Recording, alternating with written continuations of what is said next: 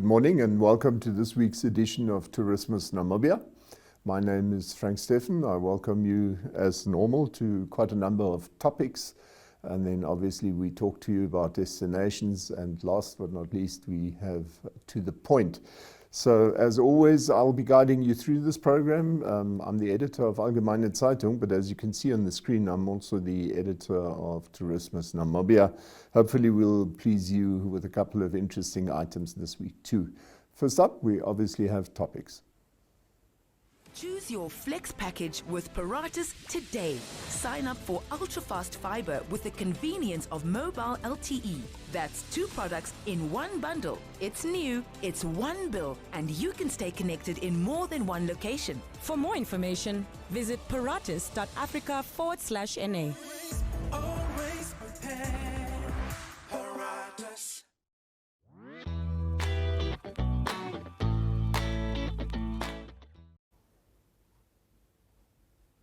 Right, welcome back. And first up today, I want to talk to you about lines.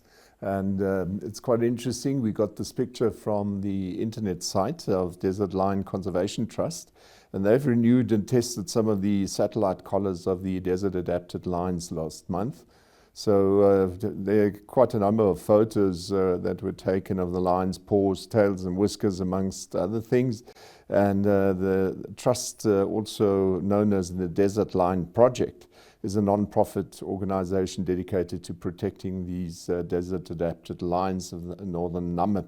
So the main goal is to collect important basic ecological data about the lion population and obviously their behavior, study their biology and their adaptations to the harsh environment.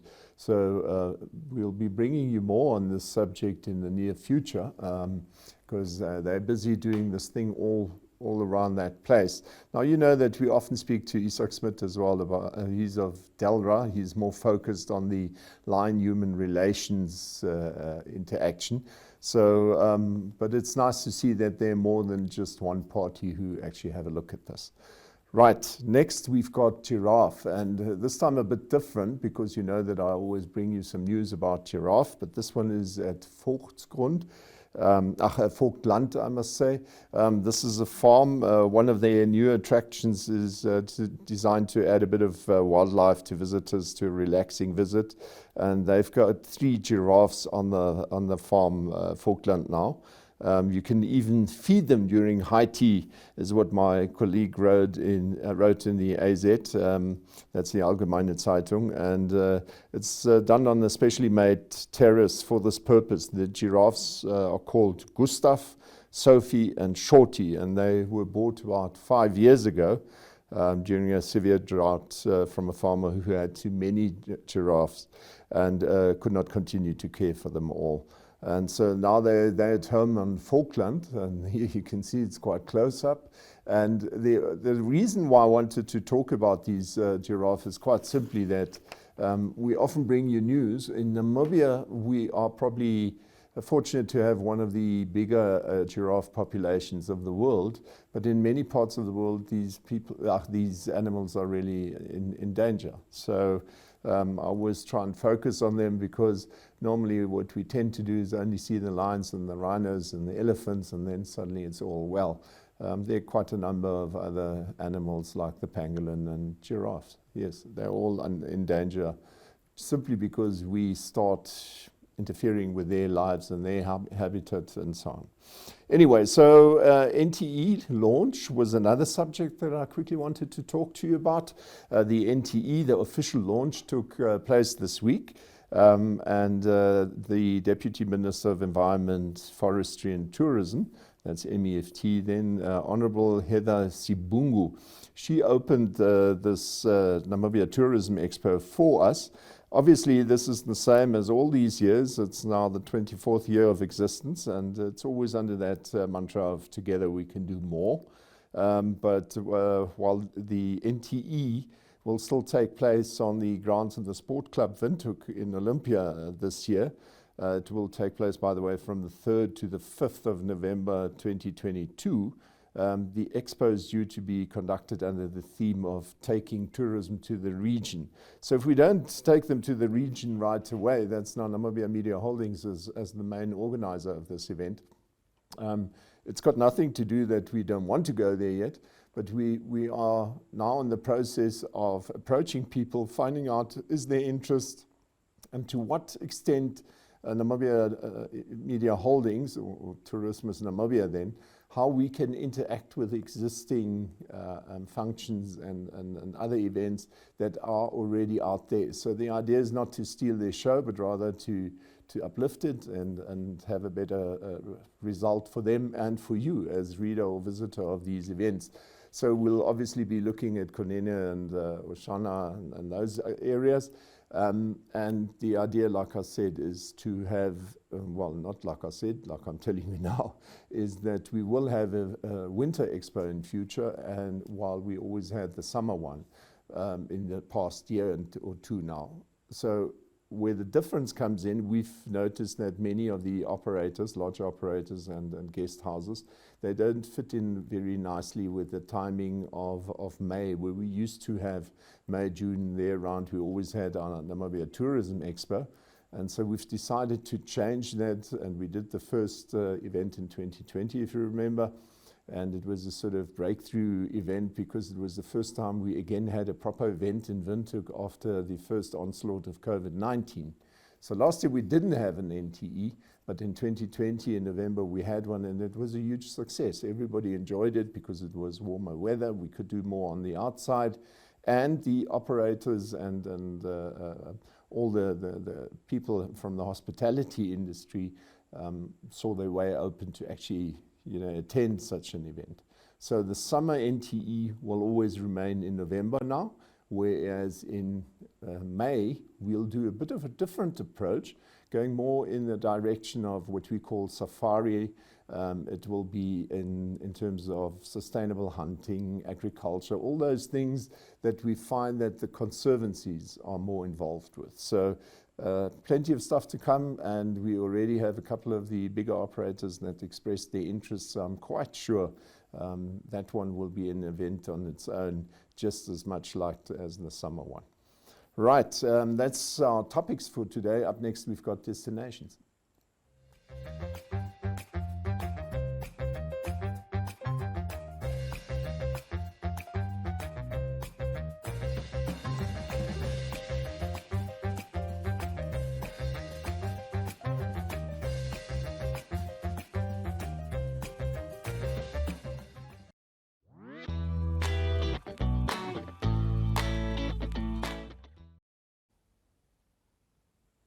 Right, welcome back. Our destinations, obviously interesting one this time. I was glad to see that one, Kenya Kambove, my colleague from up in Rundu.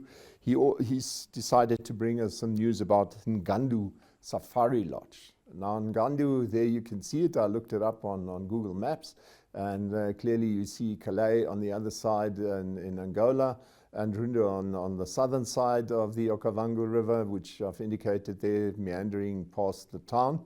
And Ngandu Safari Lodge used to be sort of on the fringes of Rundu, but these days it's obviously part and parcel almost of the town. But as you can see, it's more towards the flats. So you can see these are, this is where the water sometimes still picks up and when the river flows fully. So this is like on the fringes of the Okavango River, and there you can see it. It's quite a nice place to go to.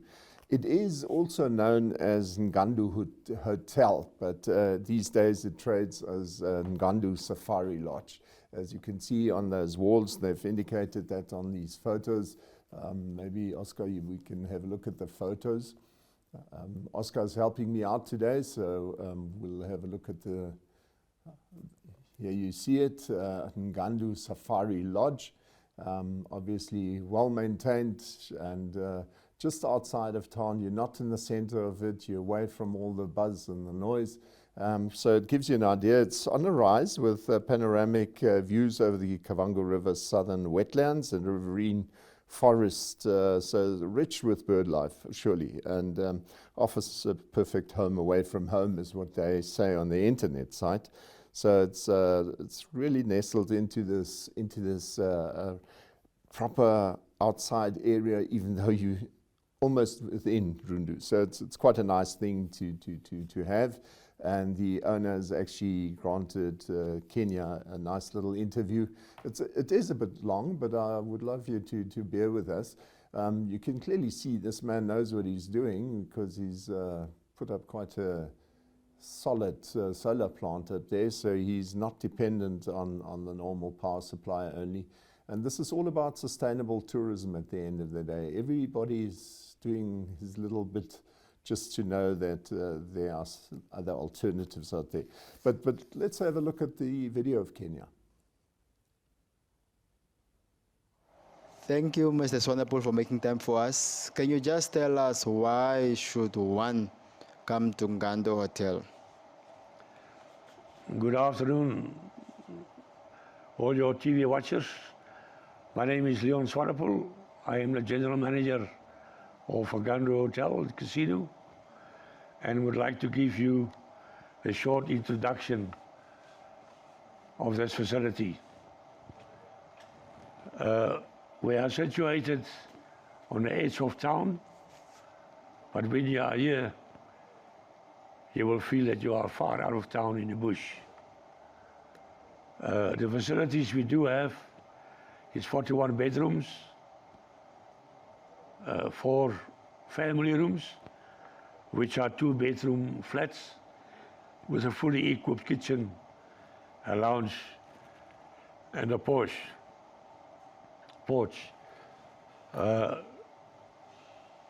There are TVs in all the rooms and air conditioning to keep you cool during the summer months. We do have also 2 bars. The one Kavango bar at the hotel, a restaurant with full a la carte menu, a swimming pool, and the other bar is the village bar, which is more of an action bar. We were busy now for quite a while with a major upgrade of the lodge, of the hotel, and once the hotel is done, we will start upgrading and finishing village bar. We will also have a pool table and a splash pool, which will be operating. We do have conference facilities for up to 66 people at any time. So should you wish to make use of that, please feel free. Come and contact us, and we will give you one of our rooms. The security, we have day and night security, and you can park your car right next to your room, so it's close by. We do have also a campsite where we accommodate normal campers, backpackers, caravanners, and even mobile homes. We also cater for large groups, large parties, which is one of our special events that we do.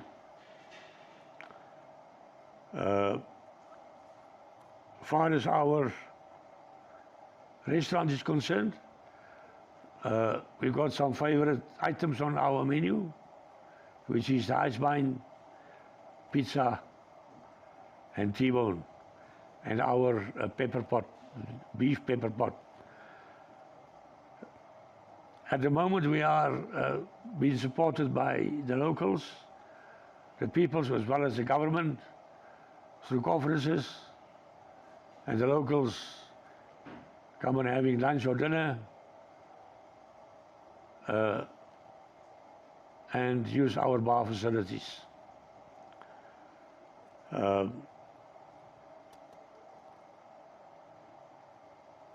On our new menu, we will also introduce bream, which is a very popular local fish, and mtete as a dish.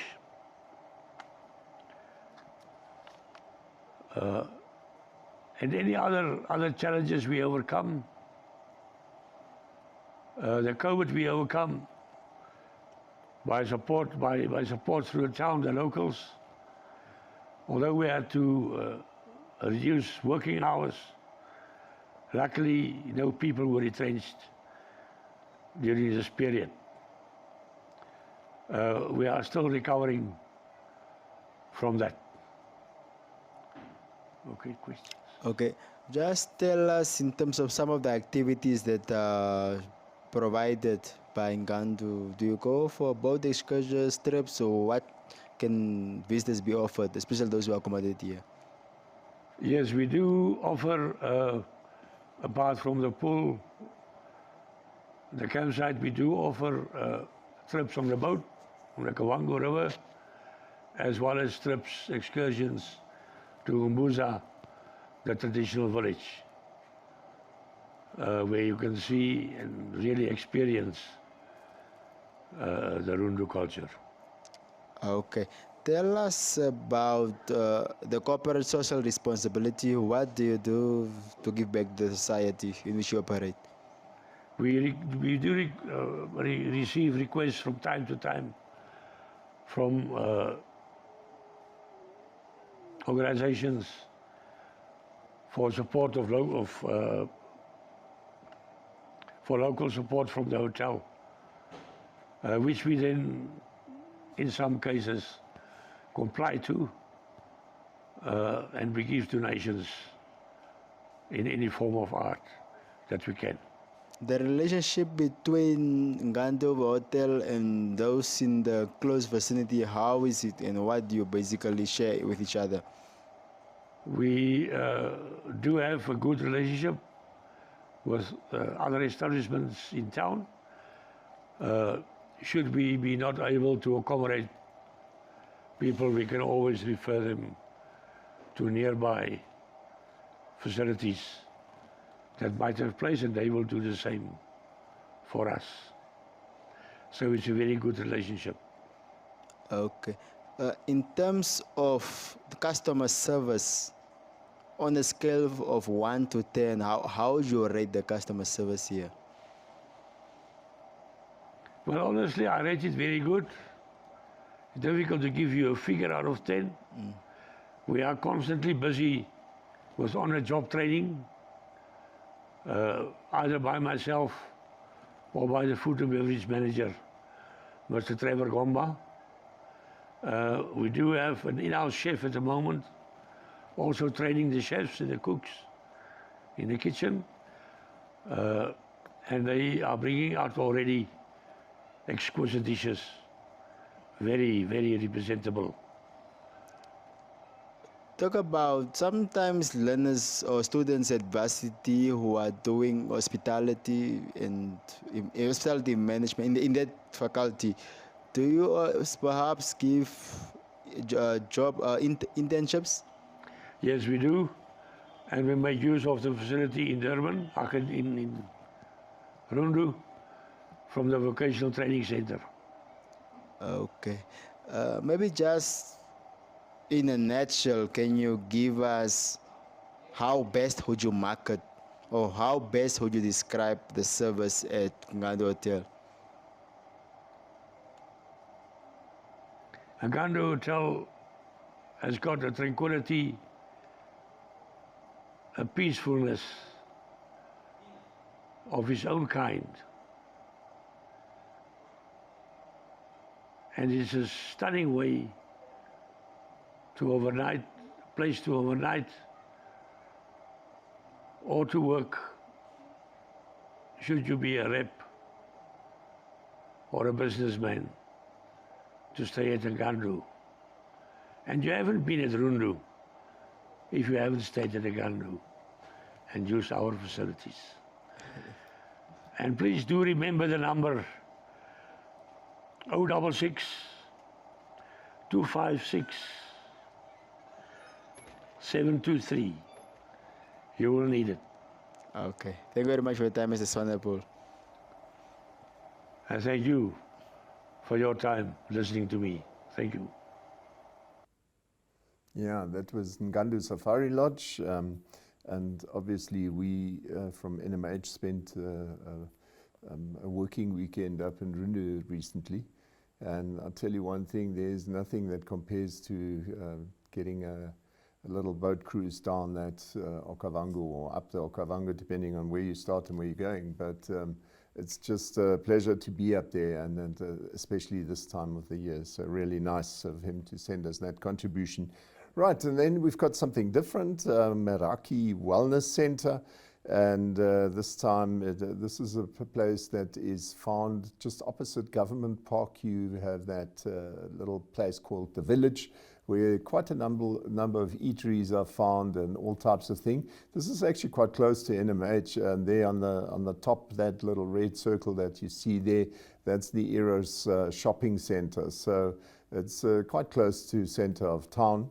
And in the village, you find Meraki Wellness Centre there, like I indicated there in that little orange marker there for you. So, yeah, they're situated in Lilienkron Street in Windhoek, and they obviously focus pretty much on health and safety. As you can see on the next photo, the staff that lines up there just quickly, very proud, and it's obviously, they do not exist that long yet, just a bit more than a year. Very focused on health and safety. You need to have an appointment, so if you go there, you need to wear your mask, and because their staff wears masks, so they're very COVID-19 conscious. And the staff gets regular temperature checks, as would you when you are allowed in. And obviously everything is done by disinfecting the area, so making sure that in that area you found to be safe. And let's have a quick look at the video that we got from Michael. Hello NTV viewers, my name is Michael Kayunde, here for another exciting edition of Tourismus, and today we are finding ourselves at Meraki Wellness Centre. Joining me, or standing right to me rather, is Hendrina Amakali, the founder of this beautiful place called Meraki Wellness Centre. Please introduce yourself to our viewers, what you do, and give us a little tour of your place. Hi everybody, my name is Hendrina and I'm the founder of our African luxury spa located in the village, Unit 16. Shall we? Hey, let's check it out.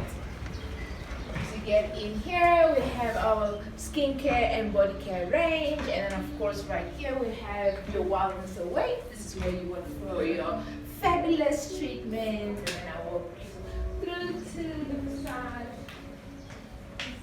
This is the facial room, so we do Optify facials and peels. It's quite very So you expensive. recently only opened, right? I wanted to know how is business going, because it's a relatively new establishment. How's the response? It's been great. It's been absolutely amazing. Who We comes here built- the most? Women, men? Well, it's been a balance. I'm very shocked. Yeah, Okay. men have been very supportive too. They come for pedicures and manicures and even waxing. Yeah, okay. so it's been really good. I have a clientele for both men and women. I can't really say only Interesting. women. Yeah. Know what I expected though too, huh? So this side we do the waxing too. So it's a waxing and a facial room as well. So we do Brazilian waxing, underarm waxing, lip waxing, brow shape and tint. Right. So I'll take you through. Right here we do the manicures, mini and pedi, acrylic nails, and then our marvelous pedicure station right here. Okay. And this is your sensory heaven. Wow. Okay? So It's lovely in here. It's really lovely. Thank you, Michael. So yeah, so this concludes your spa tour. Well, there you had it, Namibia. Thank you so much for letting us check out your spa. If you are watching, please give them the location again, so they know where to come through if they need to get a treatment. Yes. We are located at the village in Arrows, Unit 16.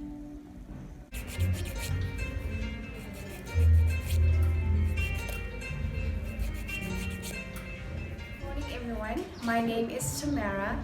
I work here at Meraki Wellness Centre. I will be your masseuse, your nail tech, your pedicurist. Yes, so I'll be a therapist.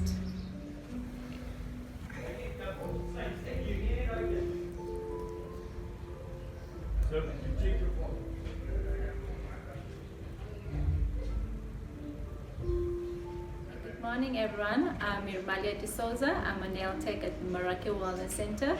I do pedicures, eyelashes, facials. Yes, thank you very much. You can always see people are getting very nervous when we interview them because obviously these are not professionals. This is not what they do. This is not some sort of sales gimmick. We simply go there and we talk to them, and obviously they feel very self-conscious sometimes when we speak to them. So, but that's the point of this whole show. We try to show you as it is instead of giving you a whole sales spiel which might not always be believable. What you see here is really what you get.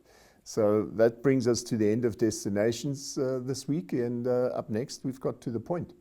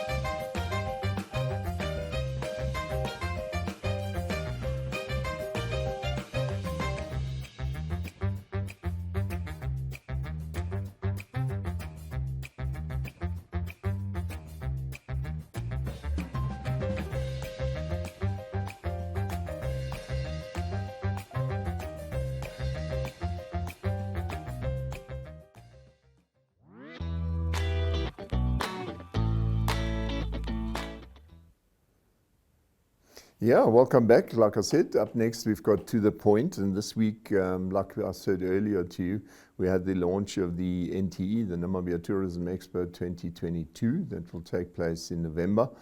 And so our production department of the NTV, that's the network television, they had a closer look at what happened there because we were there live.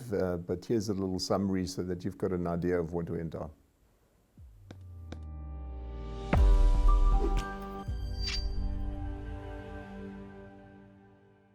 Our focus, and it still is going forward, was then to move into youth and tourism. In the meantime, COVID did happen, as you quite rightly know, and we were required, is maybe the right word, because forced sounds like a war, and I don't want to talk war today. We're required to realign our strategy to understand that COVID's disruption is not just something that's going to be here and then gone. It is a reality that we're going to have to work with for some time. So the word sustainable all of a sudden was no longer just saving the rhino or the elephant. It was to save an entire industry that was on the brink of collapse. And although we're not invested in any establishment at all as Namibia Media Holdings, we are partners like no other business that's not invested. And we had to go and say, how do we make a model work going forward in terms of tourism, in terms of reaching people so that people can support our country, and more specifically, countries 10 degrees south of the equator. And that's where the concept of 10 degrees south came. I think it's more valid now than ever before that how we will find a sustainable tourism model to replace the current disruption that COVID-19 and the war in Europe will have an impact on us, is to make sure that and I'm not a very good politician, that's why I don't like using the word SADC countries, but as SADC countries, we work on inter-tourism engagements. So that's where we are now, actively finding ways, how do we get tourists from Botswana, from South Africa, from Zimbabwe, from Angola, from Zambia, our neighboring countries to support us. Unfortunately, cars and planes have to travel both ways. So I think what has changed is our understanding of how do we support these countries as well. And we have to find ways of not just requesting people to come to our country, but also how do we find ways of promoting to go to countries. We need to work together to achieve these objectives. I would like to inform you that the Ministry, through its Directorate of Tourism and Gaming, has formulated the National Tourism Recovery Plan for the next 3 years to be launched in the first quarter of 2022. The plan sets priorities for policies and strategic interventions required to reboot the sector. It is important to note that at this juncture, therefore, the public and the private sector, the key stakeholder, creative industries, must work together with the ministry to support the recovery initiatives and to ensure successful implementation of the planned programs and activities in the next 3 years. Ladies and gentlemen, allow me in conclusion to once again congratulate Namibia Media Holdings for creating a sectoral platform such Namibian Tourism Expo, where companies, especially those in the sector, as well as those that wish to venture in the tourism sector, can showcase their products and services, network, exchange ideas and innovations, and learn new trends of post-COVID-19 to improve the way we do the tourism business in Namibia. I'm privileged to officially announce and launch the Tourism Expo calendar events of 2022.